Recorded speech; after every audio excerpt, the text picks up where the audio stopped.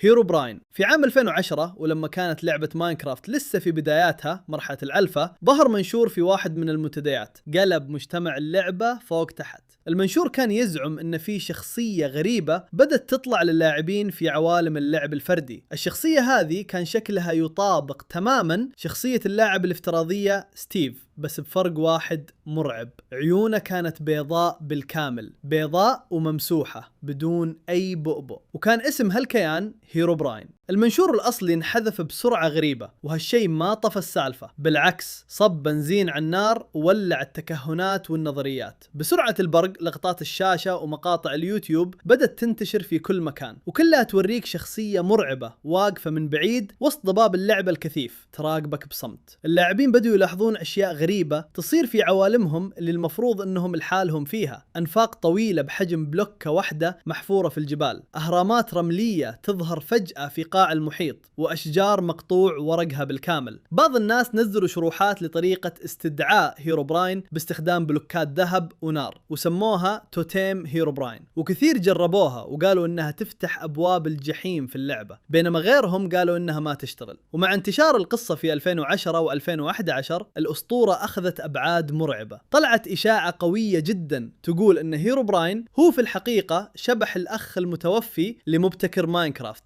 المبرمج نوتش، وإنه جالس يطارد اللاعبين وينتقم داخل اللعبة. ورغم إنه ما كان في أي دليل يدعم هالنظرية، الأسطورة انتشرت زي الفيروس بين اللاعبين. نوتش نفسه اضطر يطلع في حسابه على تويتر ويرد على الإشاعات، وقال بصريح العبارة إنه ما عنده أخ متوفي أصلا، وإن هيروبراين ما كان في يوم من الأيام جزء من كود اللعبة. بس هل هالكلام وقف الأسطورة؟ أبداً. المطورين نفسهم بدوا يلعبون بأعصاب الناس. هيروبراين ظهر في البانر الترويجي لحدث ماينكون 2011، وملاحظات التحديث الرسمية للعبة صارت في كل تحديث تكتب جملة مرعبة في الأخير: تمت إزالة هيروبراين. ومع أن المطورين كانوا يقصدونها نكتة، إلا أن اللاعبين الصغار فسروها على أنها تأكيد رسمي بوجوده، وهالشي خلى هيروبراين يتربع على عرش رعب الألعاب لسنوات.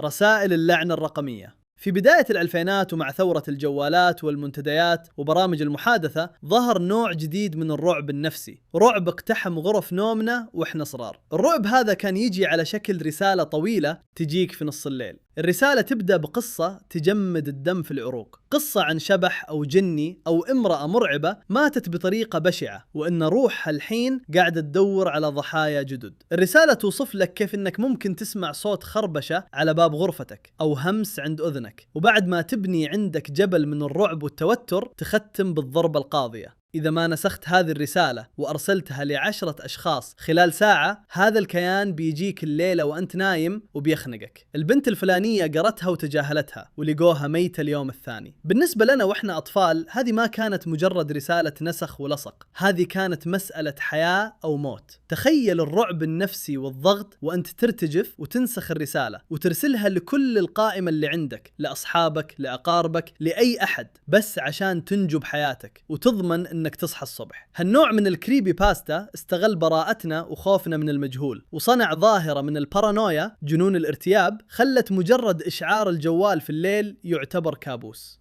آيس كريم الأطفال الصغار. في أوائل الألفينات فيديو مزعج وغريب جدا ظهر فجأة واكتسح الإنترنت. المقطع كان يوري شخص ملامحه شبه معدومة، مغطى بالكامل من ساسه لراسه بالآيس كريم الأبيض. هالشخص كان جالس يطالع في الكاميرا بعيون مبرقة ما ترمش، وبكل هدوء وبطء ياخذ مغرفة وياكل الآيس كريم من راسه هو شخصيا. وفي نفس الوقت في تعليق صوتي نبرته غريبة وشبه منومة مغناطيسيا، يقول جمل زي: أنا آكل آيس كريم الأطفال الصغار، يخليك تلمع، يخليك تطير. الفيديو ما كان يشرح وش الهدف منه ولا ليش انصنع ولا وش الرسالة، بدال كذا اعتمد كليا على الصدمة البصرية والارتباك عشان يسرق انتباهك ويخليك تنام وانت تفكر فيه. ومع كثرة النقاشات والتحليلات حول المقطع، اتضح في النهاية انه كان مجرد اعلان تجاري. المقطع انصنع كجزء من حملة تسويقية مجنونة لشركة آيس كريم صغيرة في مدينة فيلادلفيا اسمها آيس كريم. الشركة قررت انها بدال ما تسوق لنكهاتها بطريقة عادية عشوائية ومملة بتستخدم السوريالية المقلقة عشان تخلي نفسها مستحيل تنسى أو تتجاهل. والخطة العبقرية والخبيثة هذه نجحت بامتياز. بعض الناس شافوا الإعلان إبداعي ورهيب، بينما الأغلبية الساحقة وصفوه بأنه مرعب مقزز ومزعج جدا. بس سواء حب الناس أو كرهوه النتيجة كانت واحدة، الكل شاركه. وهالشي حول براند محلي صغير لصدمة عالمية يتكلم عنها كل من استخدم الإنترنت في ذيك الفترة.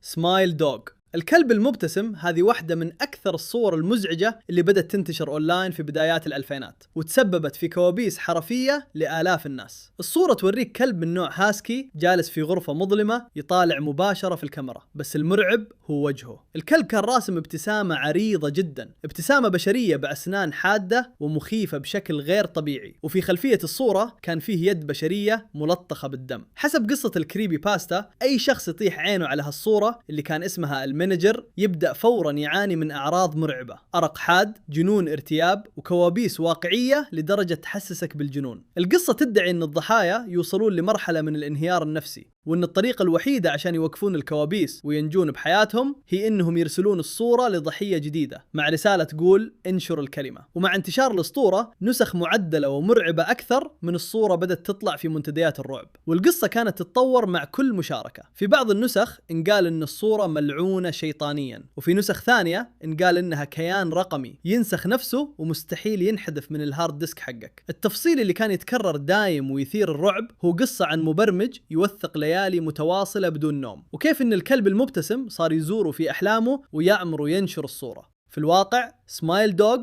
هو مجرد قصة رعب خيالية انصنعت كجزء من ثقافة الرعب المبكرة للإنترنت، وتم تعديلها ببرامج تعديل الصور. ما فيه أي ملف ملعون موثق، وما فيه أي دليل إن شوفتك للصورة يسبب أي أذى يتجاوز الرعب النفسي اللي يجيك لما تشوف صورة مصممة عشان تخوفك. أنجيلا المتكلمة. في أوائل الألفينات طلعت إشاعة مرعبة عن تطبيق أنجيلا المتكلمة، شخصية القطة من سلسلة ألعاب توم المتكلم الشهيرة. وهالإشاعة انتشرت زي النار في الهشيم وأرعبت كل بيت فيها أطفال. حسب الإشاعة، إذا اللاعبين دققوا النظر بقوة وعملوا زوم في عيون أنجيلا داخل اللعبة يقدرون يشوفون انعكاس لغرفة، أو أسوأ انعكاس لشخص أو هاكر جالس يطالع فيهم من وراء الشاشة. المنشورات في السوشيال ميديا بدأت تحذر الأهالي بشكل هستيري إن التطبيق جالس يسجل ويصور الأطفال بالسر، وإن في عصابات اختطاف تستخدم التطبيق لجمع معلومات عن الأطفال من خلال الأسئلة اللي تسألها أنجيلا في ميزة الدردشة. ولما هذه القصة ضربت ترند، لقطات شاشة بدأت تنتشر بكل الإنترنت تبين كأن فيها أشكال أو ظلال رجال في عيون القطة. ملايين الناس شاركوا هذه الصور كدليل قاطع، مع أن الصور كانت في الحقيقة جودتها سيئة جدا ومقربة لدرجة أن البكسلات تشوهت وخلت الناس يتخيلون أشكال ما لها وجود. ولأن التطبيق كان يستهدف الأطفال وفيه ميزة دردشة، الإشاعة بسرعة تحولت لذعر مجتمعي عن الأمان والخصوصية أونلاين. القصة هذه انحكت وتداولت في كل مكان، من فيسبوك لرسائل الواتساب، وحتى أنها وصلت لنشرات الأخبار الرسمية وحذرت منها الشرطة في بعض الدول. منشورات التحذير كانت تترجى الأهالي يحذفون التطبيق فورا، لكن التحقيقات التقنية العميقة في هالادعاءات أثبتت أنه ما فيه أي ذرة دليل أن التطبيق يحتوي على ميزات مراقبة أو هاكرز مخفيين. الشركة المطورة أوتفيت 7 طلعت تصريحات رسمية تأكد أن الإشاعات هذه كاذبة تماما، وإلا الانعكاسات اللي الناس يشوفونها في عيون القطة هي ببساطة صورة ثابتة لشارع في باريس محطوطة كجزء من تصميم الأنيميشن عشان يعطي واقعية للعين. خبراء الأمن السبراني فككوا كود التطبيق ووصلوا لنفس النتيجة، التطبيق آمن، وكل السالفة كانت بارانويا جماعية. سلندر مان أو الرجل النحيل هو غالبا الأب الروحي لكل وحوش الإنترنت. يوصف بأنه شخصية طويلة بشكل مرعب ونحيفة لدرجة غير طبيعية، لابس بدلة سوداء رسمية مع ربطة عنق، والأرعب من هذا كله وجهه أبيض ممسوح بالكامل وبدون أي ملامح، وأحيانا تطلع من ظهره أطراف أو مجسات سوداء. غالبا يظهر في الغابات أو الملاعب الفاضية، واقف من مسافة بعيدة وشبه متخفي في خلفية الصور كأنه يراقبك. مع الوقت مجتمع الإنترنت لزق فيه صفات ثابتة، يسبب فقدان الذاكرة للضحية، يختطف الأطفال، ظهوره يسبب تشويش في الكاميرات والأجهزة الإلكترونية، ويخليك تعيش بشعور مستمر إن في أحد يراقبك طول الوقت. الأسطورة بدأت تنتشر في عام 2009 لما صور مرعبة بتعديل احترافي مع تعليقات قصيرة قدمتها الشخصية للإنترنت، ومع دوران القصة في المنتديات مستخدمين أكثر بدوا يتحمسون ويشاركون بقصص مشاهدات مزعومة وصور معدلة ثانية وأوصاف إضافية من تأليفهم. ومع مرور الوقت تكرار نفس التفاصيل في آلاف المنشورات ومقاطع اليوتيوب خلى القصة تبين حقيقية 100% لجيل كامل، لدرجة أن بعض المراهقين سووا جرائم حقيقية متأثرين فيه. في الواقع سلندر مان هو صناعة بشرية بحتة، انصنع خلال مسابقة تعديل صور مستخدم اسمه إريك نودسون المعروف باسم فيكتور سيرج. أخذ صور أبيض وأسود قديمة الأطفال يلعبون ودمج فيها رقميا هالشخصية المرعبة اللي بدون وجه، وأضاف عليها تعليقات قصيرة عن أطفال مفقودين. كل أسطورة وكل لعبة وكل فيلم ارتبط بسلندر مان بعد كذا، اتطور وبني على ذاك المنشور الأول من خلال سرد قصصي تعاوني ضخم بين الناس أونلاين. البلوتوث وجن البر. قبل لا يجينا رعب ال4K والأفلام السينمائية، جينا عاش أسوأ كوابيسه عن طريق تقنية قديمة جدا، البلوتوث. في عصر جوالات النوكيا الدمعة والباندا كانت تنتشر بيننا مقاطع فيديو جودتها سيئة جدا بصيغة 3GP ومبكسلة ومغوشة، والمفارقة إن هذه الجودة السيئة هي اللي خلت المقاطع ترعبنا أكثر، لأن خيالنا كان يكمل الباقي. أشهر هالمقاطع كانت دايم تدور حول الجن في البر أو البيوت المهجورة. تتذكرون المقطع المشهور لمجموعة شباب طالعين كشتة في البر في الليل ومشغلين كشاف السيارة، فجأة يسمعون صوت صراخ غريب، يوجهون الكشاف ويشوفون كائن غريب يركض بسرعة خيالية على 4 رجول،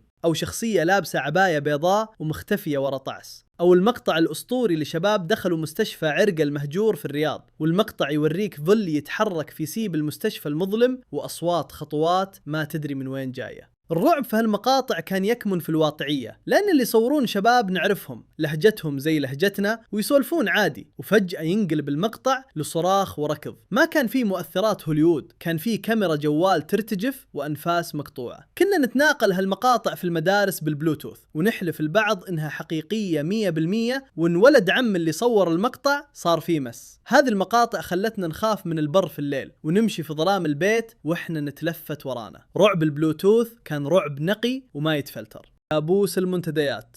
لو سألت أي واحد من جيلنا في العالم العربي وش أكثر صورة شفتها في طفولتك وجابت لك رعب وكوابيس ما تنتهي، الجواب غالبا بيكون واحد: صورة انحفرت في ذاكرتنا الجماعية ومستحيل تلمسح، صورة البنت اللي تحولت لقرد، أو المسخ العماني، أو أي جنسية ثانية كانوا يلصقونها فيها عشان الإشاعة تمشي. في منتصف الألفينات، عز أيام المنتديات، الإيميلات المليانة فضايح، وبدايات مقاطع البلوتوث، انتشرت صورة واحدة مرعبة ومرفق معها قصة تقشعر لها الأبدان. القصة كانت دائم تنحكي بهالسيناريو الدرامي: بنت مراهقة كانت منسدحة في غرفتها ومشغل أغاني بصوت عالي وتسمع موسيقى. دخلت عليها أمها وكانت تقرأ القرآن أو تطلب منها تقصر الصوت عشان الأذان. البنت بوقاحة وعناد صرخت بوجه أمها، وفي بعض الروايات الأشنع يقولون إن البنت دفت أمها وبعدها مباشرة بوم. القصة تقول إن غضب السماء نزل عليها في نفس اللحظة وانمسخت لكائن مرعب ومقزز يجمع بين شكل الإنسان والقرد والفار والكلب.